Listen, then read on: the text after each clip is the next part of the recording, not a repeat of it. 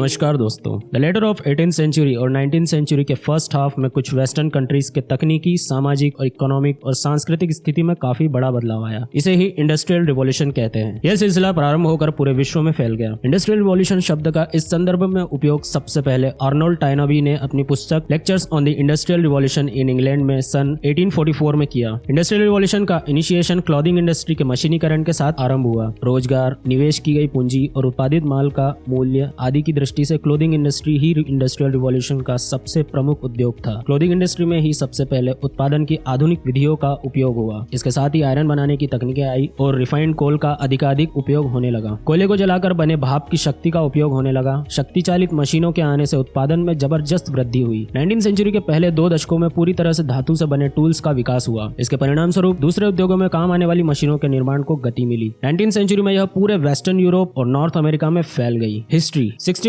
और 17th century में Europe के कुछ देशों ने अपने नौसैन्य शक्ति के आधार पर दूसरे महाद्वीपों पर मास्टरी कर ली। उन्होंने वहां पर धर्म तथा व्यापार का प्रसार किया। उस युग में मशीनों का आविष्कार बहुत कम हुआ था। जहाज लकड़ी के ही बनते थे। जिन वस्तुओं का भार कम लेकिन मूल्य अधिक होता था, उनकी बिक्री 7 समुद्र पार भी हो सकती थी। उस युग में नए व्यापार से मनी अर्न करने का एक नया प्रबल साधन प्राप्त किया और कृषि का महत्व कम होने लगा। व्यक्तियों में किसी सामंत की प्रजा के रूप में रहने की भावना का अंत होने लगा। इस प्रकार 18th सेंचुरी के आखिरी 20 वर्षों में फ्रांस की राज्य क्रांति से प्रेरणा प्राप्त कर इंग्लैंड में 19th सेंचुरी में विकसित मशीनों का अधिकाधिक उपयोग होने लगा। प्रोडक्शन की नई विधियों और पैमानों का जन्म हुआ। यातायात के नए साधनों द्वारा वर्ल्ड वाइड मार्केट का जन्म हुआ। इन्हीं सबसे संबंधित इकोनॉमिक और सामाजिक परिणामों का 50 वर्षों तक व्याप्त रहना क्रांति की संज्ञा इसीलिए पा सका कि ट्रांसफॉर्मेशन की वह कंबाइंड सीरीज इकोनॉमिक सामाजिक व्यवस्था में बेसिक चेंज की बर्थ मदर थी। Causes of industrial revolution: agriculture revolution, population explosion, end of trade restrictions, colonies, raw material and markets, capital and new technology. Impact of industrial revolution: industrial revolution का मानव समाज पर अत्यधिक प्रभाव पड़ा। मानव समाज के इतिहास में 2 प्रसिद्ध रिवॉल्यूशन हुई जिन्होंने मानव को सर्वाधिक प्रभावित किया। एक क्रांति उस समय हुई जब नॉर्थ स्टोन एज में मानव ने शिकार छोड़कर पशुपालन और कृषि का पेशा अपनाया। तो दूसरी रिवॉल्यूशन वह है जब आधुनिक युग में कृषि छोड़कर व्यवसाय को प्रायोरिटी दी गई। इस इंडस्ट्रियल रिवॉल्यूशन से प्रोडक्शन सिस्टम गहरे रूप से प्रभावित हुए। लेबर के क्षेत्र में मानव का स्थान मशीनों ने ले लिया। प्रोडक्शन में क्वांटिटेटिव और क्वालिटेटिव चेंजेस आए। वेल्थ में हेवी ग्रोथ हुई। Phenomenal increase in production. कारखानों में वस्तुओं का उत्पादन शीघ्र और अधिक कुशलता से भारी मात्रा में होने लगा। इन इंडस्ट्रियल प्रोडक्ट्स को इंटरनल और विदेशी बाजार में पहुंचाने के लिए बिजनेस एक्टिविटीज तेज हुई, जिससे इंडस्ट्रियल देश धनी बनने लगे। इंग्लैंड की इकोनॉमिक इंडस्ट्रियल हेड हो गई। वहां इंडस्ट्रियल कैपिटलिज्म का जन्म हुआ। इंडस्ट्रियल और बिजनेस कॉर्पोरेशन का एक्सपांशन हुआ। इन कॉर्पोरेशंस ने अपना एक्सपांशन करने के लिए कैपिटल सिक्योरिटीज बेचना शुरू किया। इस तरह उत्पादन की एक्स्ट्रा ऑर्डिनरी ग्रोथ ने एक नई इकोनॉमिक सिस्टम को जन्म दे दिया। अर्बनाइजेशन: बदलते इकोनॉमिक आउटलुक के कारण गांव के कॉटेज इंडस्ट्रीज का डाउनफॉल हुआ। एज अ रिजल्ट रोजगार की तलाश में लोग शहरों की ओर भागने लगे, क्योंकि अब बड़े बड़े उद्योग जहां एस्टेब्लिश्ड हुए थे वहीं रोजगार की संभावनाएं थी। स्वाभाविक तौर पर अर्बनाइजेशन की प्रक्रिया इंटेंस हो गई। नए शहर अधिकतर उन इंडस्ट्रियल केंद्रों के आसपास विकसित हुए जो लोहे, कोयले और पानी की वाइड अवेलेबिलिटी वाले स्थानों के निकट थे। नगरों का उदय बिजनेस सेंटर के रूप में, प्रोडक्शन सेंटर, पोर्ट सिटीज के रूप में हुआ। अर्बनाइजेशन की प्रक्रिया केवल इंग्लैंड तक ही सीमित नहीं रही, बल्कि फ्रांस, जर्मनी, ऑस्ट्रिया, इटली आदि में भी एक्सटेंड हुई। इस तरह अर्बन इकोनॉमिक के आधार बनने लगे। इकोनॉमिक इम्बैलेंस: इंडस्ट्रियल रिवॉल्यूशन से इकोनॉमिक इम्बैलेंस राष्ट्रीय समस्या के रूप में सामने आया। विकसित और पिछड़े देशों के मध्य इकोनॉमिक इनइक्वालिटी की खाई गहरी होती चली गई। इंडस्ट्रियलाइज्ड नेशन अविकसित राष्ट्रों का खुलकर शोषण करने लगे। इकोनॉमिक साम्राज्यवाद का युग आरंभ हुआ। इससे अंतर्राष्ट्रीय स्तर पर कॉलोनियल साम्राज्यवादी व्यवस्था मजबूत हुई। इंडस्ट्रियल रिवॉल्यूशन के बाद राष्ट्रों की आपसी निर्भरता बहुत अधिक बढ़ गई, जिससे एक देश में घटने वाली घटना दूसरे देश को सीधे प्रभावित करने लगी। As a result international economy तेजी और मंदी का युग आरंभ हुआ। बैंकिंग और करेंसी सिस्टम का विकास: इंडस्ट्रियल रिवॉल्यूशन ने संपूर्ण इकोनॉमिक लैंडस्केप को बदल दिया। उद्योग और व्यापार में बैंक और करेंसी की भूमिका महत्वपूर्ण हो गई। बैंकों के माध्यम से लेन देन इजी हुआ। चेक और ड्राफ्ट का प्रयोग बढ़ गया। करेंसी के क्षेत्र में भी विकास हुआ। धातु के स्थान पर कागजी करेंसी का प्रचलन हुआ। Destruction of cottage industries: industrial revolution का नकारात्मक परिणाम था कुटीर उद्योगों का विनाश। किंतु यहाँ समझने की बात यह है कि नकारात्मक परिणाम इंडस्ट्रियल देशों पर नहीं बल्कि कॉलोनियल कंट्रीज पर पड़ा। दरअसल इंडस्ट्रियल देशों में कॉटेज इंडस्ट्री के विनाश से बेरोजगार हुए लोगों को इनोवेटिव इंडस्ट्रीज के रूप में एक अल्टरनेटिव प्राप्त हो गया, जबकि कॉलोनीज में इस अल्टरनेट एम्प्लॉयमेंट की व्यवस्था नहीं हो पाई। भारत के संदर्भ में इसे समझा जा सकता है। फ्री ट्रेड: इंडस्ट्रियल रिवॉल्यूशन के फलस्वरूप प्रोटेक्शनिज्म के स्थान पर फ्री ट्रेड की नीति अपनाई गई। 1813 के चार्टर एक्ट के तहत इंग्लैंड ने EIC के ट्रेड मोनोपोली को समाप्त कर फ्री ट्रेड की नीति को बढ़ावा दिया। Increase in population: industrial revolution ने जनसंख्या वृद्धि को संभव बनाया। इनफैक्ट एग्रीकल्चर सेक्टर में तकनीकी उपयोग ने फूड प्रोडक्शन बढ़ाकर बढ़ाकर भोजन आवश्यकता की पूर्ति की। दूसरी तरफ यातायात के उन्नत साधनों के माध्यम से मांग के क्षेत्रों में फूड प्रोडक्शन बढ़ाकर तथा उनकी पूर्ति कराकर भोजन की आवश्यकता को पूरा किया। बेहतर पोषण और विकसित स्वास्थ्य और औषधि विज्ञान के कारण नवजात शिशु और जीवन की औसत आयु में वृद्धि आई। As a result death rate में कमी आई। Rise of new social classes. Industrial revolution ने मुख्य रूप से 3 नई कैटेगरी को जन्म दिया। फर्स्ट, कैपिटलिस्ट क्लास, जिसमें व्यापारी और कैपिटलिस्ट इन्वॉल्व थे। सेकंड, मिडिल क्लास, कारखानों के इंस्पेक्टर, दलाल, ठेकेदार, इंजीनियर, वैज्ञानिक आदि शामिल थे। And third is working class, जो अपने श्रम और कौशल से उत्पादन करते थे। Here are some major inventions: steam engine, telegraph, spinning jenny, rail road, steel construction, photography, electricity and aircraft. दोस्तों आज के लिए इतना ही। अगर आपको वीडियो अच्छा लगा हो तो इसे लाइक करें और नए हो तो चैनल को सब्सक्राइब कर दें। Thank you.